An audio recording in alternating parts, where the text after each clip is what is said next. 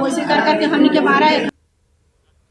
वहीं दुमका पुलिस ने पिछले 2 दिसंबर को जेल गेट पर फायरिंग करने वाले 4 अपराधियों को गिरफ्तार कर लिया। धनबाद से आए इन अपराधियों ने सनसनीखेज वारदात को अंजाम दिया था।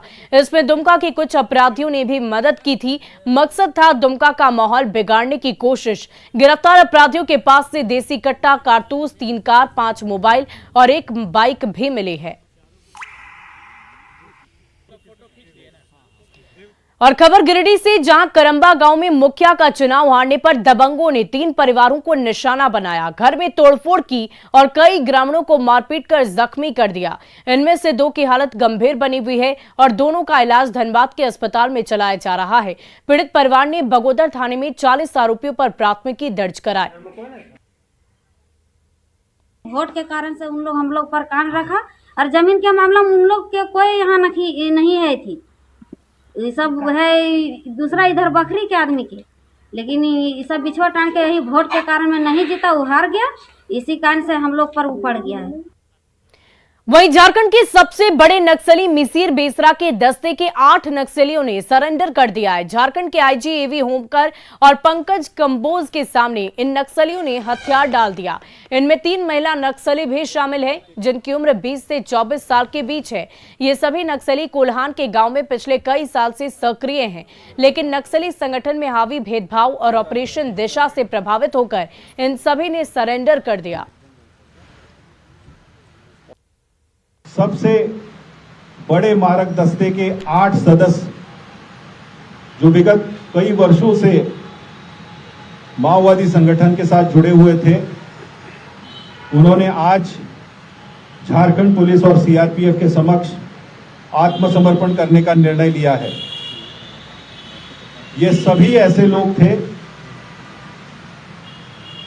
जो विगत 10 वर्षों में किसी न किसी कारणवश संगठन से जुड़े, माओवादी संगठन के लिए कार्यरत रहे, परंतु विगत वर्षों में और खासकर पिछले 2 वर्षों में जो अभियान उस क्षेत्र में चलाए जा रहे हैं और साथ साथ जो झारखंड सरकार की जो आत्मसमर्पण नीति है उसका जो प्रचार प्रसार किया जा रहा है, उससे प्रभावित होकर और संगठन में जो शोषण हो रहा है उससे क्षुब्ध होकर इन्होंने आज पुलिस के समक्ष, सीआरपीएफ के समक्ष, सरकार के समक्ष आत्मसमर्पण करने का निर्णय लिया है।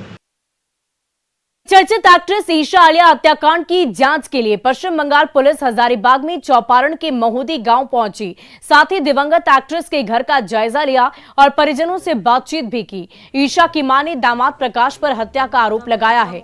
मां के मुताबिक साल 2012 में झांसी में आकर रिया ने प्रकाश से शादी की थी, जिसके बाद प्रकाश के शादीशुदा होने और 2 बच्चे की होने की जानकारी मिली। परिजनों ने आरोपी प्रकाश को कड़ी सजा देने की मांग की है।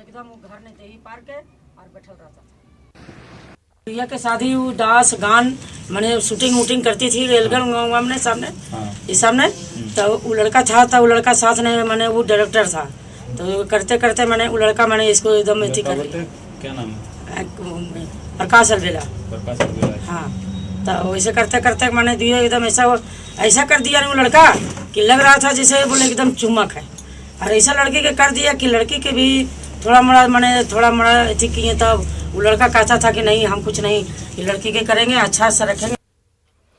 वहीं रोहतास में खाद को लेकर मारामारी की स्थिति है, जिसको देखते हुए डीएम ने समीक्षा बैठक की है और 6 उर्वरक दुकानदारों का लाइसेंस निलंबित कर दिया। यही नहीं, डीएम ने कृषि पदाधिकारी के वेतन भुगतान पर रोक लगा दी है। डीएम ने साफ साफ कहा कि जिले में यूरिया की कमी नहीं है, अगर कोई गड़बड़ी करके स्थिति खराब करने की कोशिश करेगा तो उसे छोड़ा नहीं जाएगा।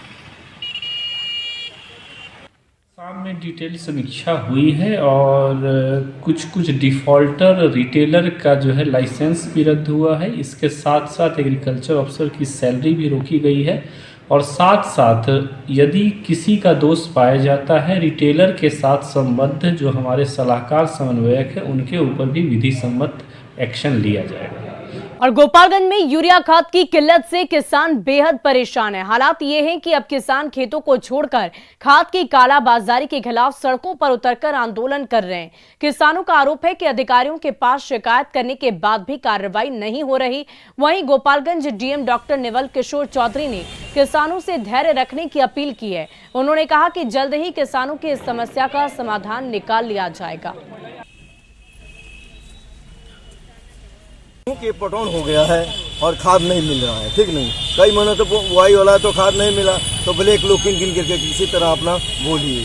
लेकिन इस समय तो यूरिया मिल नहीं रहा और वही यूरिया ब्लैक बिक रहा है 500-600 रुपये बोरा। गेहूं का पटौन कर रहे हैं, गेहूं का हम पटौन कर रहे हैं, यूरिया नहीं मिल रहा है।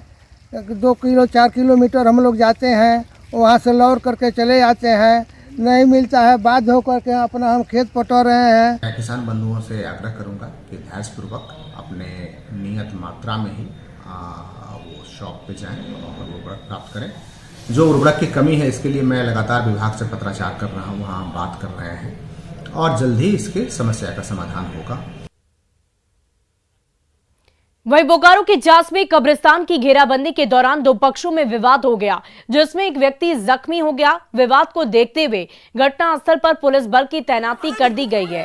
सीओ और एसडीपीओ भी कैंप कर रहे हैं और जास के सीओ ने बताया कि सड़क और कब्रिस्तान के बीच जमीन को चिन्हित कर मार्किंग कर दी गई है।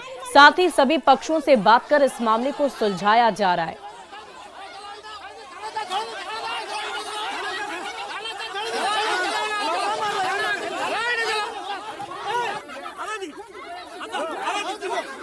सरकारी रोड था पहले से, उस रोड को तो एक्चुअली लोग अपना कैप्चर कर लिया।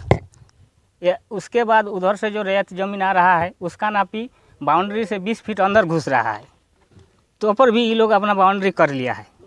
ये सब बावजूद हम लोग ऑब्जेक्शन किए हैं, और जब ऑब्जेक्शन करने जाते हैं तो ये लोग 22 गाँव का आदमी लेके आके बस हल्ला गुल्ला और वही मारपीट शुरू करता है। रोड और कब्रिस्तान के बीच में डिमार्केशन को लेकर के विवाद था और उसी को लेकर के जो है दोनों पक्षों के बीच में कुछ असहमति हुई है। उसी का निराकरण के लिए जिला प्रशासन के तरफ से हम लोग नापी करा रहे हैं और नापी करा करके दोनों पक्षों को संतुष्ट कराने का प्रयास किया जा रहा है। वहीं चतरा में पुलिस ने अंतर्राज्यीय गिरोह के 2 तस्करों को गिरफ्तार कर लिया। इनके पास से करीब 2.25 लाख रुपए का 17 gram brown sugar, 2 mobile phone और बाइक जब्त की गई है। पुलिस ने फुटबॉल मैदान के पास छापा मारकर दोनों तस्करों को पकड़ा। गिरफ्तार तस्करों से पूछताछ के आधार पर गिरोह में शामिल अन्य सदस्यों की धरपकड़ के लिए कार्रवाई अब शुरू कर दी गई है। जब रामटुंडा फुटबॉल मैदान सदर थाना क्षेत्र में जब छापेमारी की तो वहां 2 व्यक्ति पकड़ाए, जिनका नाम देव कुमार दांगी और मोहम्मद परवेज है। दोनों जो हैं चतरा जिला के रहने वाले हैं। तलाशी लिया गया तो इनके पास से कुल 17 ग्राम ब्राउन शुगर जैसा पदार्थ को जब्त किया गया। कोई संबंधित पेपर इनके पास नहीं था और इन लोगों ने अपने जुर्म को कबूल भी किया है और इनके पास से 2 मोबाइल और 1 मोटर बाइक J01 DT 3028 को भी सीज किया गया है। संबंधित धाराओं में एफआईआर दर्ज कर लिया गया है। और अगली खबर समस्तीपुर से है, जहां लाख कोशिशों के बावजूद गरीबों की सुविधा के लिए सदर अस्पताल में भेजी गई अल्ट्रासाउंड मशीन कार्टन के अंदर बंद होकर धूल फांकती नजर आ रही है। बताया जाता है कि रेडियोलॉजिस्ट के अभाव में पिछले 2 साल से सदर अस्पताल में अल्ट्रासाउंड की व्यवस्था कार्टन के अंदर ही बंद हो गई। जायजा लिया संवाददाता मुकेश कुमार ने। डॉक्टर्स नहीं है जो अल्ट्रासाउंड करेंगे, उसके लिए पत्राचार किया गया है। ये डॉक्टर्स नहीं है जो अल्ट्रासाउंड करेंगे, उसके लिए पत्राचार किया गया है। स्वास्थ्य विभाग के द्वारा मरीजों की सुविधा के लिए अल्ट्रासाउंड मशीन दी गई थी और ओपीडी के अंदर यहाँ पे अल्ट्रासाउंड के लिए कक्ष बनाया गया था, जिसमें मशीन को रखी गई और मशीन की क्या स्थिति है उसको हम दिखाना चाहेंगे। गेट खुली हुई है और उस मशीन की स्थिति हम आपको दिखाना चाहेंगे। जो अल्ट्रासाउंड मशीन सदर अस्पताल में मरीजों की सुविधा के लिए लाई गई थी, लेकिन यह मशीन डब्बे में बंद है और धूल फांकती हुई नज़र आ रही है। बीच में हालांकि इस मशीन को चालू किया गया था, लेकिन चिकित्सक के अभाव में, टेक्नीशियन के अभाव में अब यह कार्टन के अंदर। और फिलहाल इस बुलेटिन में अभी के लिए बस इतना ही, लेकिन न्यूज